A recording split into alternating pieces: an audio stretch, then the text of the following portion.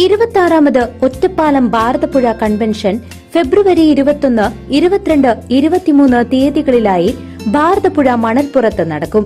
ദിവസവും വൈകിട്ട് 6 മണിക്ക് നടക്കുന്ന പൊതുയോഗങ്ങളിൽ സംഗീത സംവിധായകൻ സ്റ്റീഫൻ ദേവസിയുടെ നേതൃത്വത്തിൽ Emmanuel, Stephen Samuel, Sharon Varghese, Jose എന്നിവരുടെ സംഗീതം കൊണ്ടും വേദി പ്രൗഢഗംഭീരമാകും. സുരേഷ് ബാബു, ഫെയ്ത്ത് ബ്ലസൻ, അജി ആന്റണി എന്നിവർ മുഖ്യപ്രഭാഷണം നടത്തും. കൂടുതൽ വിവരങ്ങൾക്ക് ബന്ധപ്പെടുക 9847133393 9447383717 എന്ന നമ്പറിലേക്ക്. ശമ്പള പെൻഷൻ പരിഷ്കരണം അട്ടിമറിക്കാനുള്ള നീക്കത്തിനെതിരെ KSSPA ഒറ്റപ്പാലം നിയോജക മണ്ഡലം കമ്മിറ്റി ശ്രീകൃഷ്ണപുരത്ത് ധർണ സമരം നടത്തി. ധർണ സമരം KPCC സെക്രട്ടറി P. ഹരിഗോവിന്ദൻ ഉദ്ഘാടനം ചെയ്തു.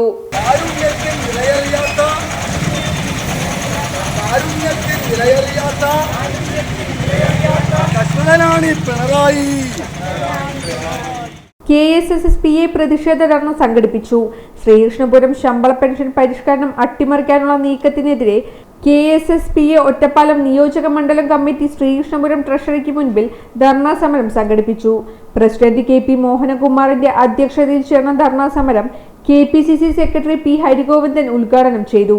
Secretary VD Manikandan, VK Vasudevan, GK Babunarayanan, U. Kunnayammu, K. Balakrishnan, V. Unnikrishnan, V. Murali, Jayaram K, C. Madhavikutty, K. Jnanambika, PV Sasidharan, N. Narayanankutty, PT Thankavelu, O. Gopalakrishnan, OV Velukumar, KV Ramachandran, Unnikrishnan Karimpuzha, PR Murali, K. Sivadasan എന്നിവർ പ്രസംഗിച്ചു. ധർണയോടനുബന്ധിച്ച് പെൻഷൻകാരുടെ പ്രകടനവും ഉണ്ടായി.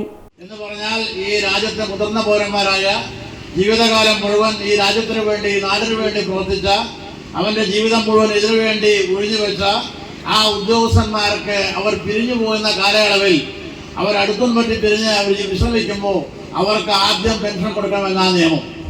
ആ പെൻഷൻ നമുക്ക് ശമ്പളം പോലെ എല്ലാ അടുത്ത മാസം പെൻഷൻ ആദ്യം കിട്ടുകയാണ്. ഈ ക്ഷാമബത്ത പ്രഖ്യാപിച്ചപ്പോൾ സാധാരണ ക്ഷാമബത്ത ഈ ഗവൺമെന്റ് പ്രഖ്യാപിക്കുന്നത് എങ്ങനെയാണ്? നമ്മളെ എല്ലാവരെയും പറ്റിക്കുകയാണ്. കഴിഞ്ഞ കുറേ കാലങ്ങളായി നാം ക്ഷാമബത്ത ഉത്തരവുകൾ വായിച്ചു നോക്കിയാൽ കഴിഞ്ഞ 2 ക്ഷാമബത്ത നമുക്ക് ലഭിക്കുന്നത് ബൈ-ഇലക്ഷൻ വരുന്നതുകൊണ്ടാണ്. ബൈ-ഇലക്ഷൻ പ്രഖ്യാപിക്കുമ്പോൾ മാത്രമാണ് സർക്കാർ DA പ്രഖ്യാപിക്കുന്നത്. ആ DA പ്രഖ്യാപിക്കുന്നതിന്റെ ഉത്തരവ് നമുക്കറിയാം. അവിടെ PT തോമസ് മരിച്ചപ്പോൾ അവിടെ എറണാകുളത്തുണ്ടായ തൃക്കാക്കരയുള്ള ബൈ-ഇലക്ഷൻ അനുബന്ധിച്ച് നമുക്കൊരു DA തന്നു. പാലക്കാട് ബൈ-ഇലക്ഷൻ വന്നപ്പോൾ ആ ബൈ-ഇലക്ഷന്റെ മുമ്പേ നമുക്കൊരു ക്ഷാമബത്ത തന്നു. ഈ 2 ക്ഷാമബത്ത ഉത്തരവും വായിച്ചു നോക്കുമ്പോഴാണ് നമ്മളെ പറ്റിച്ച കഥ മനസ്സിലാക്കുക. അതിനു മുമ്പുള്ള എല്ലാ ഉത്തരവുകളും കേന്ദ്രം ക്ഷാമബത്ത പ്രഖ്യാപിക്കുമ്പോൾ ഉണ്ടായിരുന്ന ഉത്തരവ് റീഡ് ചെയ്തുകൊണ്ടാണ് ജിയോകൾ പുറത്തിറങ്ങിയത്. എന്നാൽ ഈ കഴിഞ്ഞ 2 ക്ഷാമബത്ത ഉത്തരവും പുറത്തിറങ്ങിയത്, ഒന്നാമത്തെ ക്ഷാമബത്ത ഉത്തരവ് തൃക്കാക്കരയിൽ ഇലക്ഷൻ വന്നപ്പോൾ ഇറങ്ങിയ ഉത്തരവ് പറഞ്ഞത് നമ്മുടെ ധനകാര്യ വകുപ്പ് മന്ത്രി ബഡ്ജറ്റിൽ പറഞ്ഞതനുസരിച്ച് നിങ്ങൾക്ക് ഒരു ക്ഷാമബത്ത തരുന്നു എന്ന് പറഞ്ഞാൽ നമ്മുടെ കേന്ദ്രം പ്രഖ്യാപിച്ചൊന്നും ഇവർ അറിഞ്ഞിട്ടേ ഇല്ല.